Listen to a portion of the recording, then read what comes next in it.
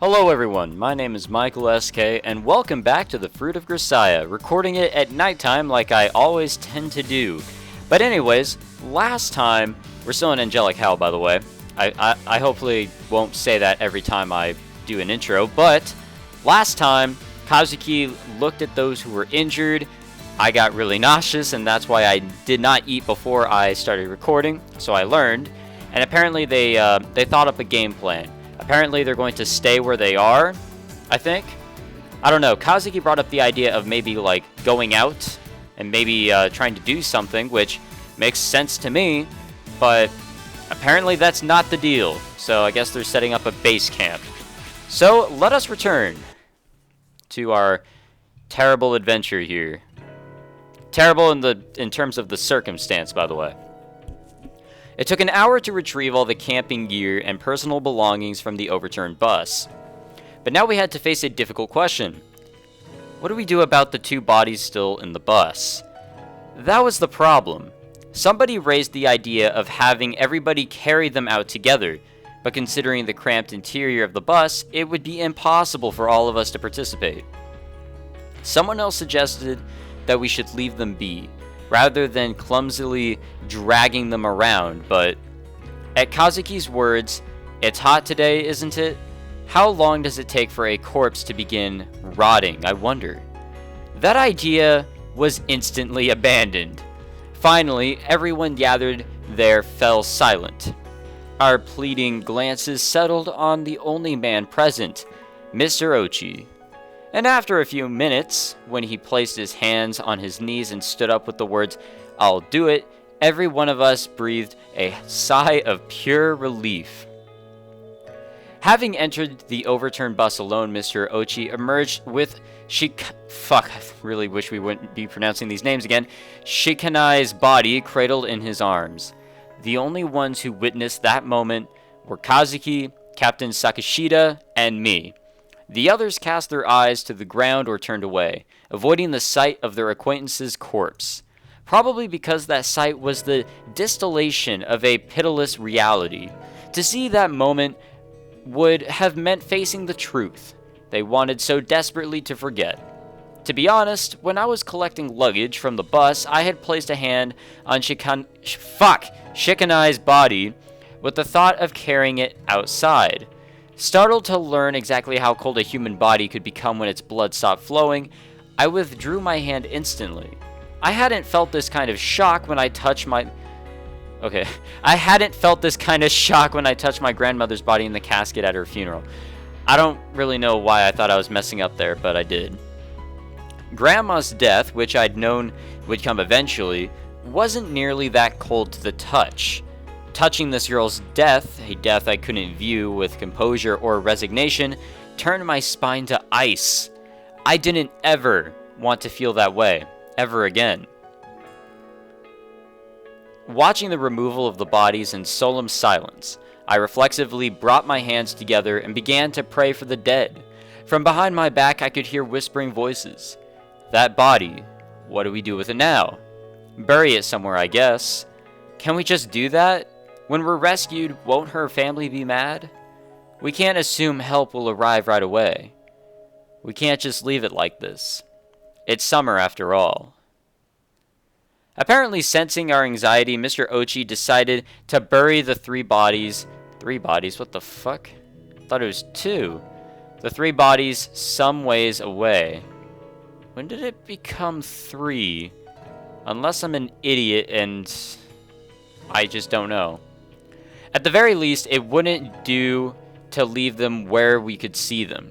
Practically speaking, if we'd watched those corpses rot before our eyes, we would have put our mental health at risk. In a situation like this one, panic is the greatest enemy. For the same reason, we decided it would be best if none of us acted alone. We paired off into units of two. To put things nicely, the idea was to establish a dynamic of mutual support. But when you got to the heart of the matter, we were supposed to watch each other like hawks for signs of abnormal behavior. If one member of the pair caused a problem, both would be held responsible. Well, I'd been 80% sure it would turn out this way from the moment I'd heard about the rule, Kazami Kazuki named me her partner, the look on her face saying it was the most natural thing in the world. というわけだから、これからもよろしくね。I think I called it in the beginning of all this. I knew she was going to be the partner in crime. And yes, it's because I watched the anime. As she spoke, Kazuki moved to show me her left arm, now wrapped in a sling. Her meaning was clear enough. My arm was disabled thanks to you, so it's only natural that you pick up the slack for me, right? I didn't have any objection to acting as a unit with Kazuki. Judging from her words and actions so far, she was intelligent and knowledgeable. If I followed her lead, things shouldn't go wrong. Even so, I couldn't quite repress my feelings. Something like dissatisfaction or maybe confusion. Above all, I was tired of dancing so obediently on her strings. いじめ目的以外で私を選んだ理由があるのなら聞かせてもらえないかな。いじめるために選んだのよ。文句があるなら聞いてあげる。対処はしないけれど。それって言うだけ無駄じゃない。ストレスは減るわよ。長生きしようと思ったら溜め込まない方がいいわ。特に今のような状況ではね。ああ、そう。他に何か質問は？私をいじめて楽しい？ Oh, it must be. 不思議。どうして聞きたくもない答えを聞きたがるのかしら。はっきりと言葉にしないと興奮しないタイプ？言いにくいから遠回しに言うけど、あなた神聖の魔女よ。聞くんじゃなかったわ。大丈夫。私は神聖のサディストだから、きっとうまくいくわ、私たち。Oh, I'm sure they'll get along well. With those words, Kazuki held out her uninjured right arm toward me. Unable to immediately understand the meaning of her gesture, I stared blankly back into her face. あなたも手を出してくれないと、私一人では握手はできないわ。Yeah, her hand is, the other hand at least, is sort of out of commission. She needs another one. そうか、握手ね。風見さんに握手なんて一般的な概念があったことに驚きだわ。私のことは和樹さんでいいわ。あなたのことはあまねちゃんでいいかしら。Yeah, I think in a situation like this, having formalities isn't really a good thing. それじゃ、 But then again, that's just 改めて me. よろしくね、あまねちゃん。こちらこそよろしく、和樹ちゃん。I gripped Kazuki's outstretched hand with as much force as I could muster. Her hand was so small, it felt like I could quite literally crush it if I squeezed hard enough. And yet even then, when all I could see ahead of us was uncertainty and danger, I had the feeling that small hand would save me. Oh boy. Now it's later. It's... shit, what's 17? 17 minus 12, that's 5. Oh, great. Well, we're getting later into the day. Striding her way to an unsteady foothold above us, the captain shouted in a voice that resounded off the walls of rock. At her feet, the food and camping equipment we had dragged out of the bus were piled in a heap. テントは2人で1つ、寝袋は1人に1つ。食料はとりあえず3日分を配給します。決して十分な量とは言えませんが、各自節約を心がけ、3日間持たせること。In the dark cloud of bad luck that was our bus accident, our meager silver lining of good fortune was that we had been returning from a camping trip. Among the luggage we'd collected from the bus, there was a variety of camping equipment, as well as leftover ingredients from the meal we'd made the day before. There were 4 tents designed for 3 occupants, and 1 large tent made for 6. Kazuki and I took one of the smaller tents, 2 sleeping bags, and a mat for both of us. Our rations for the 3-day period were distributed to us in a garbage bag. 現在17時14分。18時までにテントの設営を済ませ、18時半には各自夕食を済ませてください。それ以降は自由時間としますが、勝手な行動をとって周囲に迷惑をかけないようにしてください。わかりましたか？ As she spoke, the captain glanced briefly around the group, then brought her gaze to a halt on Kazuki, who was standing at my side. The last understood was probably directed at her in particular. Did she not notice Captain Sakishida's hostile attitude? Did she notice and play dumb on purpose? Whatever the case. はーい Oh, great. Kazuki answered in a high-pitched girly tone that seemed to originate from her nose. やあね、何をあんなにピリピリしているのかしら。風見さん、そんな声出せたんだ。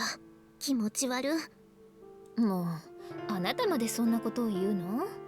別に嫌いな子にどう思われようとなんとも思わないけど、あなたにまでそんな風に思われたら、私だって傷つくのよ。ごめんなさい。じゃあ、罰として、あなたがテントを張ってくださる？ Yeah, I'm not really sure Kazuki could do too much to set up the tent anyways. もともとそのつもりだったし。代わりに夕食の準備は私がします。やったことはないけど。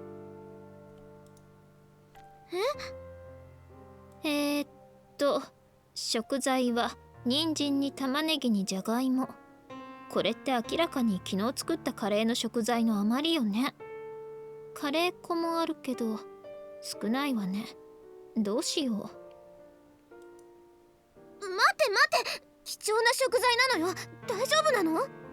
Hopefully. まあ料理なんて煮るか焼くか蒸すかでしょ。きっと簡単よ。いい私がやるから任せ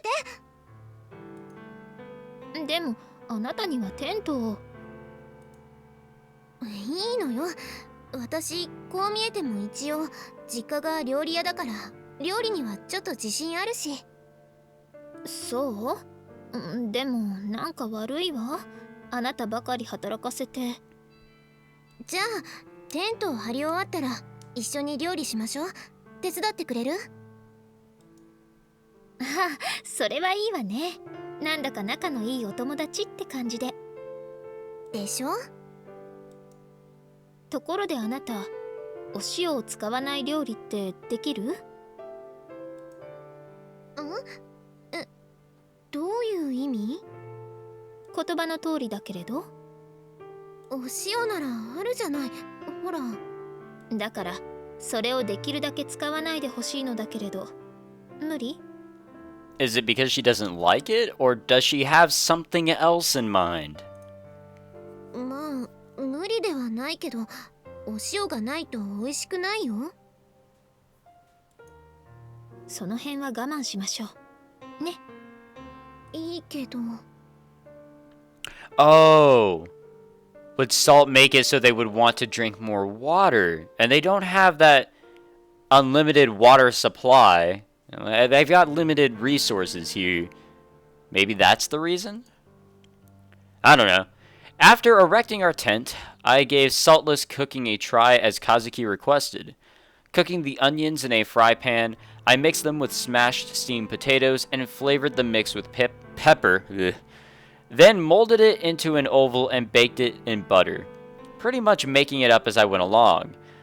What would you even call this thing? A potato burger? A croquette? Without meat or sauce? Anyway, kind of an unorthodox result. Although I was frankly a little wary myself, it was pretty good when I actually ate it, and Kazuki also happily praised the taste. By some mysterious psychological process, I found that Kazuki's praise motivated me to try hard next time as well. Ridiculous as it may sound, I'm fairly sure I was beginning to genuinely like this girl named Kazami Kazuki. When the sun set, the sultry heat and humidity of the day vanished quickly, giving way to a chilly night. Nonetheless, I hadn't entered my tent yet. My agitation from the overwhelming barrage of events hadn't yet cooled, so I wasn't exactly sleepy. And I think I may have still been slightly resistant to the idea of entering the tent alone with Kazami Kazuki. When I looked up, there was a slight sliver of moonlight working its way to us through a gap of the treetops. Amidst the darkness at the bottom of the ravine, I could just make out the domed shapes of our tents here and there. The only one in which a light was burning was the largest tent. That 6-person tent was occupied by our advisor, Mr. Ochi, along with the wounded Hiruka-san and Sakurai-san. The dim light of a lantern projected the movements of the inhabitants as shadows on the wall, and an agonized moaning leaked from inside. It was a voice that of a damned soul crawling through hell. Probably Hiruka-san and her fractured legs. When Kazuki went to check on her after dinner, Hiruka-san had been bathed in greasy sweat. The entire time we were there, she kept up a low groaning cry, never managing coherent speech. I'm sorry. This shit is starting to really get on my mind. It's very disturbing. The fractures had The fractures had given rise to an agonizing fever. She had no method of coping with her suffering except to scream and moan. Knowing that we had to get her to a hospital as soon as possible, I also knew that we had been placed in circumstances where we could do nothing but wait for help. Frustrated impatience boiled up inside me. The food distributed to us by the captain's orders was to last 3 days, which meant that at the very least she intended to have us spend 3 days here. But what was to come after that? What happened if 3 days passed, and no one arrived to save us? As worsening tremors of anxiety crawled their way up my spine, I shivered for reasons unrelated to the temperature of my body. Our bus had fallen. Some of us had already died. But even so, something in the core of my mind seemed to be I don't know what I'm reading. Against the truth. None of it felt fully real. By the way, speaking of those already dead, yeah, I'm pretty sure there were 3 that died now that I think about it. I'm trying to think back on what happened in the first episode of all this shit. That sense of numbness was what frightened me the most. What should we do? How do we survive this? No matter how frantically I tried to find answers, my mind was paralyzed, dominated by a single thought. We can't do anything. What will be, I don't know what I'm reading anymore. As if rejecting the hopeless situation it had found itself in, my brain was simply refusing to think. That refusal of reality may have been a common phenomenon among us that night. From some other tent in the area, I heard the incongruous sound of brightly laughing voices. That laughter grated badly on my nerves. I couldn't help but turn my head toward the sound of irritation. Irritation. Ugh. Perhaps Kazuki, sitting next to me, felt the same way. As she likewise turned her gaze toward the laughter, there was a scowl on her face. ねえ、風見さん。和樹でいいわ。そう言ったと思うけど。和樹。何あまね。あなたは今、何を考えているの？ Oh, just life. 別に何も。本を読んでいたところよ。本？ There was nothing in Kazuki's hands. Even if there had somehow been a book there, it would have been impossible to read in the darkness. あなたにはまだ言ってなかったかしら。私ね、一度見た本の内容を絵として頭に記憶しておいて、後から文字として認識することで好きな時に読むことができるの。I would like to state that this is actually impossible from what I have heard. I believe Machina has a similar skill here in the Fruit of Grisaia, but that shit is not possible, alright? It's not. It's all fiction. Someone prove me wrong. ごめん、意味がわからない。どういうこと？ Because as far as I know, that's not possible to have that photographic memory. つまり、開いた本のページをカメラで撮影して、後でその写真を見ることで内容を読むことができる。そういえばわかりやすいかしら？私の頭の中にはまだ読んでいない本が144冊残っていたから、そのうちの1冊を読んでいたところ。Again, not possible. What the heck was I supposed to say to that? Could the geniuses of the world all do things like this? No, that was the wrong way to look at it. It's probably precisely when you can do something so utterly removed from the capabilities of other people that you deserve to be called a genius. I was confident there was simply no way I could ever pull off something like that, no matter how well she explained it to me. 何の本を読んでいたの？ I guess we'll just roll with it. 地震で倒壊した学園の中に取り残された15人の男女学生を描いたフィクションノベル。Seems like an interesting read. へえ。閉鎖空間に取り残された学生という設定が今の私たちの状況に近いし、何かの参考になるかと思って読んではみたけれど、ダメね。あまり有用な情報は得られなかったわ。On the point of asking about the ending of that novel, I abruptly clamped my mouth shut. Even without asking, I had a rough idea. Most likely, the students in that story were wiped out. That was probably the exact reason Kazuki had vaguely described it as not particularly useful. Kazuki turned her face to me with a sleepy expression, admittedly her default state, stifled a small yawn, and mumbled, "It'll be 10 soon," without a glance at any clock or watch. することもないし、そろそろ寝ましょうか。I guess. うん。It was certainly true that staying up any later wasn't going to accomplish anything. And just being awake with nothing to do would invite unproductive, depressing thoughts. I understood that, but I simply wasn't sleepy. Indifferent to my minor dilemma, Kazuki stood up immediately and opened the zipper dividing the entrance to our tent. ねえ、カズキ。はい？あなたは不安じゃないの？ああ、それはいい質問ね。そんなあなたの問いにずっと前から用意しておいた答えがあるのだけれど、聞く？ She's terrified. Come on, say it. バスの事故に遭うことも、こうしてあなたとペアを組むことも、そしてあなたがこの時間にその質問をすることも、私の中では全て想定内よ。That's fucking bullshit right there. This is fiction taken to a completely different level of unbelievability. I don't know why I'm on about that. 一応天才風にかっこよく決めたつもりだったのだけれど。一応私は真面目な質問をしたつもりなんだけど。だから私も真面目に答えたじゃない。もう寝ましょう。明日は明日できっとまた忙しくなるだろうし。With those words, Kazuki dropped to all fours and began to burrow her way into the tent, like a bear returning to its den. In a blank daze, I watched Kazuki's round butt wriggling under her skirt as she disappeared inside. I found myself alone, trying and failing to process the meaning of her words. なんか、今のでどっと疲れが出た感じ。Huh.